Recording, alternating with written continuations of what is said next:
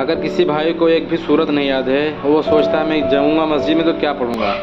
मेरे अजीज़ों, अगर आप लोग ये सोचकर मस्जिद में नहीं आते हो कि कुछ याद नहीं है तो ये गलत है। आप आइए मस्जिद में तो आपको धीरे धीरे सब कुछ याद हो जाएगा। कोशिश करेंगे तो सब याद हो जाएगा। अगर किसी भाई को 2 सूरत याद है और 4 रकात नमाज सुन्नत पढ़ना है तो कैसे पढ़ेंगे? सबसे पहले उनको तो मैं ये बताना चाहता हूँ कि आप लोग कोशिश करें कि चारों याद करें। और अगर 2 याद है तो सुनिए आपको कैसे पढ़ना है। तो आपको ये जान लीजिए कि आपको 4 रकात नमाज सुन्नत पढ़ना है, 2 सूरत याद है तो आपको नियत बांध लेना है और पहली रकात में पहली सूरत मिला देना है और दूसरी रकात में दूसरी सूरत मिला देना है। अब आपकी तीसरी रकात और चौथी रकात बच रही है जो सूरत आपको नहीं याद है, तो आपको करना क्या है, उसी दूसरी सूरत को तीसरी में भी मिला दो और चौथी में भी मिला दो। इस तरह आपकी नमाज मुकम्मल हो जाएगी अगर आपको सूरत नहीं याद है।